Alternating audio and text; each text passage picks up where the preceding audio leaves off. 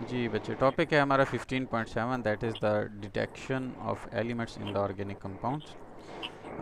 इसमें एक चीज़ जो बच्चे आपको बताने के लिए बहुत एक तरह से ज़रूरी सी है कि ऑर्गेनिक कंपाउंड्स आपको पता है कि वो सारे होंगे, हमने उस दिन जब डिटेल पढ़ी, जिसमें कार्बन और हाइड्रोजन ये दो एलिमेंट प्रेजेंट होंगे। एज अ माइनर आप कहें कि सब्जेक्ट के तौर पर नाइट्रोजन, सल्फ़र, ऑक्सीजन, ये चीज़ें भी प्रेजेंट होती हैं। ठीक है। अब कौन सा हम्म। ऑर्गेनिक कंपाउंड ऐसा है जिसके अंदर प्योरली कार्बन और हाइड्रोजन एग्जिस्ट कर रहे हैं?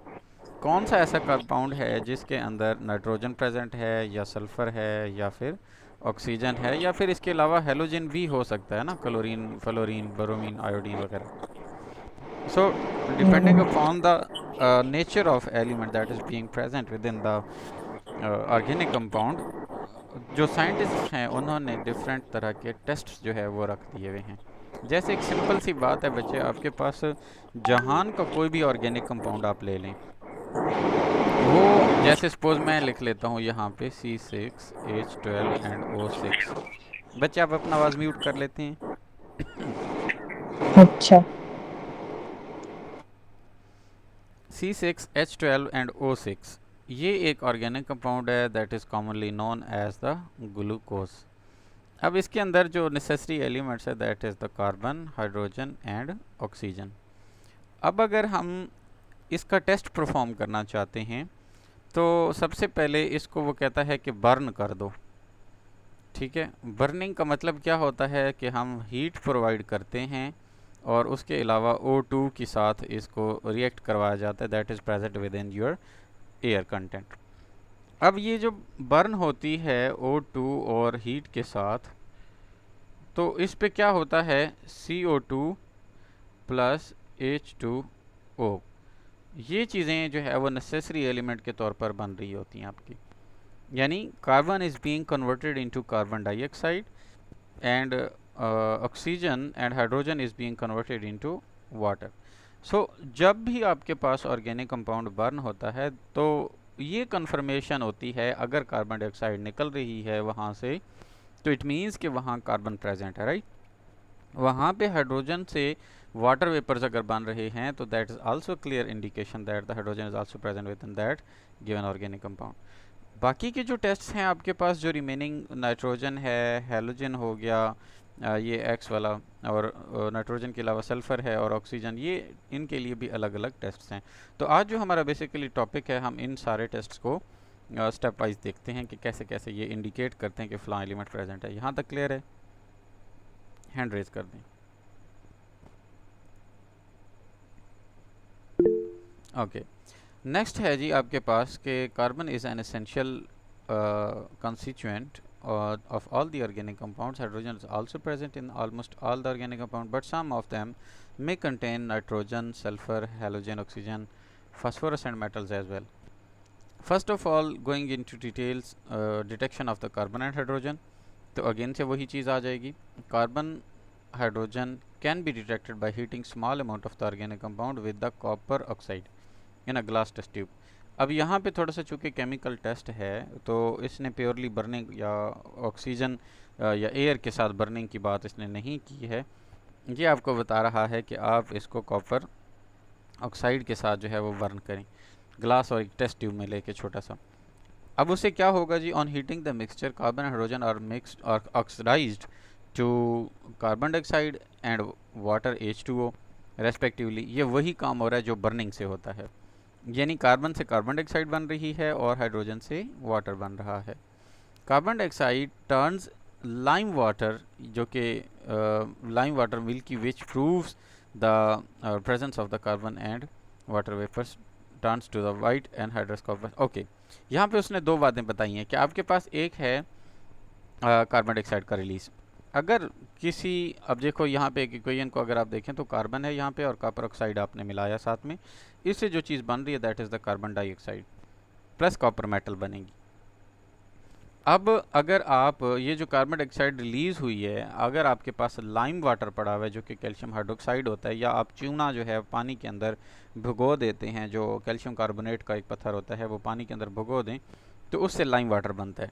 तो उस लाइम वाटर के साथ जब ये कार्बन डाइऑक्साइड जो कि रिलीज़ हुई ड्यूरिंग द रिएक्शन, जो कि डिटेक्शन के दौरान हमने कॉपर ऑक्साइड के साथ रिएक्ट कराया था, इन दो के रिएक्शन से आपके पास दोबारा कैल्शियम कार्बोनेट या चूने या इसको संगमरमर के जो है वो स्टोन्स टाइप बनना शुरू हो जाएंगे, प्रेसिपिटेट, और साथ में वाटर के तौर पर बनेगा। तो ये जो वाइट कलर का चूना सा ये बनेगा, प्रेसिपिटेट बनेंगे, ये इंडिकेट कर रहे हैं that carbon dioxide has been converted into calcium carbonate by the reaction of the lime water. लेकिन इसका मतलब यही है, अगर कैल्शियम लाइम वाटर प्रेजेंट है और कार्बन डाइऑक्साइड प्रोड्यूस हुई है तो ये चीज़ बनी है, ऐसा तो नहीं हुआ मतलब कि कार्बन डाइऑक्साइड हो भी ना और सिर्फ लाइम वाटर डायरेक्टली कन्वर्ट हो जाए।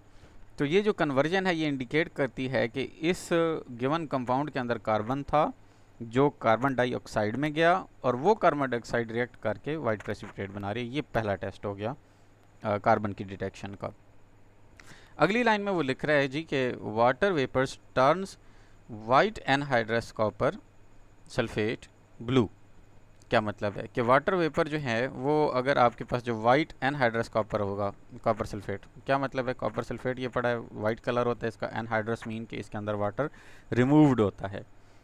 अब इसमें और जो right side of the equation अगर आप देखें हैं बच्चा तो वहाँ पे क्या लिखा हुआ है, पहले तो ऊपर इक्वेशन देखो ना, ये हाइड्रोजन पड़ी है, हाइड्रोजन कॉपर ऑक्साइड के साथ रिएक्ट करती है, कॉपर बना के वाटर मॉलिक्यूल बना देती है। वाटर मॉलिक्यूल जो है that is completely an indication for the presence of hydrogen element.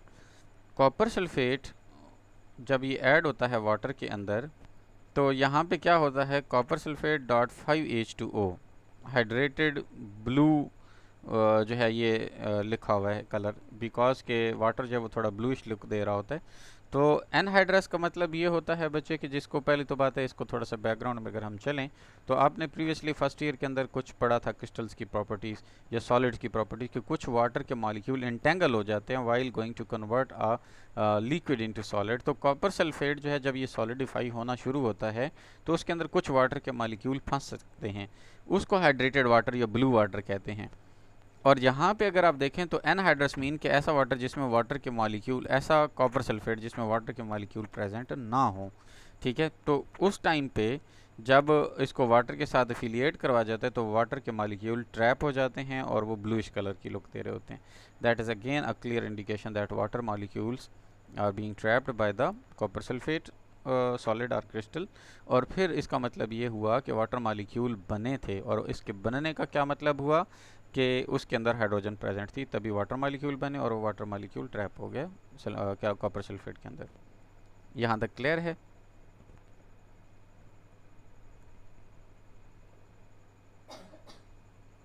बच्चे हैंड रेज करें, जल्दी से बताएं।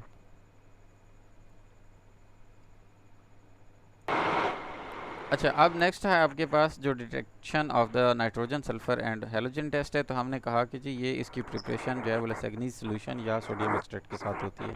इसका कुछ स्टेप्स में इसने मेथड लिखा हुआ है, उसका मैं अगर सिंपल फॉर्म में आपको बता दूं ओवरव्यू, तो ये है जी कि आपने स्मॉल सोडियम मेटल को छोटे छोटे पीसेज में चॉपिंग करके उसको एक उसके अंदर ट्यूब के अंदर डाल लेना है, फ्यूजन ट्यूब में। अब उसको हीट करना है फ्लेम में, इतना हीट करना है कि सोडियम मेल्ट हो जाए और उसके बाद उसके अंदर आपने ऑर्गेनिक कंपाउंड थोड़ा सा मिला लेना है, ठीक है, जिसका आपने टेस्ट करना है। ये दो चीज़ें मिला के फिर से आपने हीट करना है, इतना हीट करना है कि वो बिल्कुल रेडिश कलर की हो जाए। और फिर क्या करना है, उसको ब्रेक कर देना है एक डिश के अंदर जहाँ पे वाटर पड़ा हो, और वो वाटर डिस्टिल वाटर होना चाहिए। मैंने आपको बताया कि मिनरल वाटर के अंदर मिनरल्स होते हैं जो कि कंटामिनेशन देंगे, तो हमें डिस्टिल वाटर चाहिए फ्री ऑफ मिनरल्स वाला। तो हम वो ऐड करते हैं, फिर उसको मिक्स करने के बाद बॉयल करते हैं और जो सोल्यूशन बनता है उसको हम देखते हैं। इस सोल्यूशन को कहते हैं लैग्नीज सोल्यूशन या सोडियम एक्सट्रैक्ट भी कहते हैं। और उसके बाद रिएक्शन जो है वो कैसा होता है, हमने ये बात की कि सोडियम के अंदर चूंकि ऑर्गेनिक कंपाउंड था, सोडियम के साथ साथ कार्बन और नाइट्रोजन अगर उसमें प्रेजेंट है तो सोडियम साइनाइड बनाएगा। फिर अगर उसमें कोई सल्फर प्रेजेंट है तो वो सोडियम सल्फाइड बनाएगा। अगर सल्फर और नाइट्रोजन दोनों प्रेजेंट हैं तो आपके पास सोडियम सल्फाइड का साइनाइड बनेगा। और फिर लास्ट में अगर आप देखें, if the halogen is present within that organic compound, the halogen is going to react with the sodium metal to form the NaX as a general salt, that is the derivative of sodium chloride, bromide and iodide as well. Fluoride जो है ये बहुत rare चीज़ होती है क्योंकि उसका reaction बहुत fast होता है। अच्छा, यहाँ तक ये 3-4 तरह के रिएक्शंस जो हैं वो प्रोसीड होंगे। अब अगली बात क्या है जी, नाइट्रोजन टेस्ट। नाइट्रोजन को कैसे आप टेस्ट करते हैं? Goes as a separate indication के तौर पर। The one portion of the Lassaigne's filtrate is the few drop of the NaOH। आपने वन पोर्शन ऑफ उसका जो फिल्ट्रेट आपने जो फिल्टर किया था सोल्यूशन उसको लेके फ्यू ड्रॉप ऑफ NaOH के साथ आपने ऐड करना है to make it alkaline, then freshly prepared FeSO4। अब आपने जो सोडियम का जो एक्सट्रैक्ट बनाया जाए, अब कौन सा एक्सट्रैक्ट की बात कर रहे हैं, आपने पहले सोडियम मेटल की चॉपिंग की, उस चॉपिंग के बाद आपने ऑर्गेनिक कंपाउंड के साथ मिक्स करके उसको हीट किया था। पहले सोडियम मेटल को मेल्ट किया था, फिर ऑर्गेनिक कंपाउंड के साथ हीट किया था। अब जब ये चीज़ बन गई थी ना, तो फिर उस वाले को हम कह रहे थे, उसको बॉयल के वाटर के साथ ऐड करने के बाद जो चीज़ बनी थी, दैट वाज द लेसैग्नीज यानी कि सोल्यूशन। उसको आपने जो उसके अंदर जो अनडिजॉल्व्ड पार्टिकल थे वो आपने अलग कर लिए, फिल्ट्रेट बन गया। उसमें आपने क्या करना है, थोड़ा सा NaOH ऐड करना है ताकि वो वाला सोल्यूशन आपका अल्कलाइन नेचर का हो जाए। फिर क्या करना है, एक NaOH ऐड करना है और साथ में FeSO4 ऐड करना है। द सोल्यूशन को अगेन से बॉयल करें, few drop of FeCl3 solution and HCl are added. अब यहाँ पे आप एक और साल्ट ऐड कर रहे हैं, फेरिस का। पहले सल्फेट आपने ऐड किया, अब आप फेरिस का क्लोराइड और हाइड्रोजन क्लोराइड ये चीज़ ऐड करते हैं। The appearance of the bluish और द ग्रीन कलर या ब्लू कलर जो होता है वो PPT presence of the nitrogen को प्रूव करते हैं। अब क्या है, गौर से देखें, जो लेसैग्नीज सोल्यूशन था वो सोडियम कार्बन और नाइट्रोजन के साथ सोडियम साइनाइड बना था, ये वाला जो शुरू में पहला रिएक्शन भी आपको मैंने बताया। अब वो जो सोडियम साइनाइड है वो फेरस सल्फेट के साथ रिएक्ट करेगा तो एक कम्प्लेक्स मॉलिक्यूल बनाएगा। कम्प्लेक्स कैसा बनेगा कि वो सोडियम का ऐसा साल्ट बनेगा, कम्प्लेक्स साल्ट बनेगा जिसमें फेरस साइनाइड पाया जाएगा। यानी ये जो आपके पास कम्प्लेक्स होते हैं बच्चे, इसमें दो तरह के विलेंसीज होती हैं, कुछ आयोनाइजेबल होती हैं और कुछ नॉन आयोनाइजेबल। तो जो साइनाइड वाली विलेंसी है वो नॉन आयोनाइजेबल है, यानी Na पॉजिटिव 1 के 4 यहाँ पे जनरेट हो जाएंगे और आपके पास जो FeCN6 है ये एज अ होल नेगेटिव 4 की फॉर्मेशन में चला जाएगा। इसके बाद सोडियम सल्फेट बनेगा। अब ये जो चीज़ आपके पास कम्प्लेक्स साल्ट बनना है, इसको आपने FeCl3 के साथ रिएक्ट करवाना है। रिपीट अगेन कर रहा हूँ कि ये जो आपके पास टेस्ट होगा सर इसमें, आपकी स्क्रीन ही शेयर हो रही। एक मिनट, अगेन से मैं ये रिपीट कर रहा हूँ कि आपके पास जो रिएक्शन बना था सोडियम साइनाइड का, ये इस टेस्ट का आउटकम था if the nitrogen is present. अब ये जो लेसैग्नीज टेस्ट है, इसमें आपने सोडियम साइनाइड को फेरस सल्फेट के साथ पहले ऐड करना है, जिससे आपके पास सोडियम और फेरस साइनाइड का कम्प्लेक्स बनेगा। ये कम्प्लेक्स फेरस क्लोराइड के साथ, फेरिक क्लोराइड के साथ आप ऐड करेंगे तो फिर अगेन से सोडियम इसमें से एज अ नॉर्मल मेटल के तौर पर अनाइज होकर दोबारा NaCl बना देगा और आपके पास फेरस साइनाइड के साथ एक कम्प्लेक्स बन जाएगा, जिसको प्रूशियन ब्लैक, ये क्या कहते हैं, ब्लू कह रहे हैं। ये कोई स्पेशल कलर ब्लू होगा या शायद डीप ब्लू, पर्शियन ब्लू है, प्रूशियन ब्लू है, जो भी है। Okay, if a blood red colour is produced instead of Prussian blue color, then it proves that the nitrogen and sulfur both are present। देखो वही टेस्ट है, लेकिन अगर आपके पास ब्लूइश कलर की बजाय साथ में रेडिश लुक भी आ रही होती है तो इट मीन्स के sulphur and nitrogen both are present in the same organic compound. क्यों? क्योंकि जब दोनों होंगे तो आपके पास सोडियम सल्फाइड का साइनाइड बनेगा। ठीक है, तो वो किसके साथ ऐड हो रहा होगा, फेरस सल्फेट के साथ।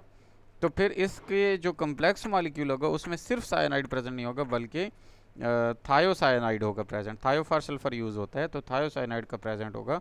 ये वाला जो चीज़ है ना कंपाउंड, ये उसको ब्लड रेड PPT जो है इस तरह की लुक देगा। ठीक है ना, ये भी वही उसी तरीक़ेकार के साथ FeCl3 के साथ आप ऐड करेंगे। ठीक है, प्रोसीजर सेम है, FeSO4 के साथ पहले और फिर FeCl3 के साथ। ओके, नेक्स्ट है आपके पास जी sulphur test. The second portion of the Lassaigne's filtrate is acidified with the acetic and, अब देखो पहले वाले में हमने क्या ऐड किया था, NaOH ऐड किया था। ठीक है, यहाँ पे हम क्या कर सकते हैं, दूसरा जो पोर्शन होगा उसको आप एसिडिफाइड करेंगे with acetic acid and the boil to express H2S gas जो है वो हाइड्रोजन सल्फाइड गैस जो ये भी ऐड करते हैं, turns the lead acetate paper black that indicate the presence of sulphur in the compound. क्या मतलब है इस बात का, यहाँ पे सेकेंड पोर्शन के अंदर आपने क्या करना है, एसिडिफाइड करना है by the addition of acetic acid and boiled to expel H2S gas. अब आप इसको बॉयल करेंगे तब तक कि जब तक इसमें से हाइड्रोजन सल्फाइड गैस एलिमिनेट नहीं हो जाती। हाइड्रोजन सल्फाइड गैस एलिमिनेट होगी तो क्या होगा, ज़रा चेक करें ज़रा इसकी केमिकल इक्वेशन को। सोडियम सल्फाइड था, क्यों था? क्योंकि आपके पास लेसैग्नीज फिल्ट्रेट के अंदर सिर्फ सल्फ़र प्रेजेंट हो तो ये होना है। फिर क्या है जी कि आपके पास एस्टिक एसिड प्रेजेंट है, तो H2S प्लस CH3COOH जो है ये प्रेजेंट पड़ा हुआ है। सोडियम का एसीटेट इसको बोलते हैं, यानी कि sodium salt of acetic acid. अब जब sodium salt of acetic acid है और उसके साथ आपने उसको हीट कर, अब यहाँ से ना एक नेक्स्ट जो चीज़ इसने गलत वैसे ऐड किया हुआ, इसने डायरेक्टली तौर पर साथ में मेटल का साल्ट जो है ना, वो लेड का साल्ट वो भी ऐड किया हुआ है। अब वो कह रहा है कि ये आपके पास यहाँ ये प्रोडक्ट जो सोडियम एसीटेट था इसको आप छोड़ दें, जो H2S गैस थी इसी को आप अब लेड के एसीटेट के साथ रिएक्ट करवाएं ताकि आपके पास लेड का सल्फाइड जो है वो अलग बन जाए। लेड का sulphide is indicating the black PPT. इसका मतलब क्या हुआ कि आपके पास वहाँ पे सल्फर था, उसने लेड से रिएक्शन दिया और आपके पास ब्लैक पीपीटी बने, और ये जो आपके पास एस्टिक एसिड था ये रीजनरेट हो जाएगा। होप कि ये क्लियर होगा। बच्चे मुझे बताएं ज़रा, Yes, यहाँ तक sir. क्लियर है? Yes, sir. Okay, last one is the halogen test, जो कि हम हेलोजन प्रेजेंट अगर हो। अब third portion of the Lassaigne's solution is boiled with the nitric acid to expel the cyanide ions and sulphide ions. देखो अब हम तीसरा पोर्शन है जिसमें हमने टेस्ट कर लिया था, नाइट्रोजन को भी पहले कर लिया था in the form of the cyanide ions, while the next thing is cyanide ion भी एक्सपेल हो गए एंड द सल्फाइड आयन जो है वो भी अलग हो गए। अब हमारे पास जो नेक्स्ट प्रेजेंस है ना वो हमने आइडेंटिफाई करनी है हेलोजन की। The cool solution and cool the solution को कूल करके आपने अर्जेंटम का नाइट्रेट डाल देना, यानी सिल्वर नाइट्रेट आपने ऐड किया सोल्यूशन में। The formation of precipitate shows that the halogen white PPT solution जो है वो soluble in the NH4OH shows the presence of the chlorine a pale yellow PPT partially soluble in NH4OH, यानी ammonium के hydroxide के अंदर वो solution थोड़ा बहुत सॉल्युबल होगा और वो येलोइश कलर की प्रेसिपिटेट बनाएगा, ठीक है।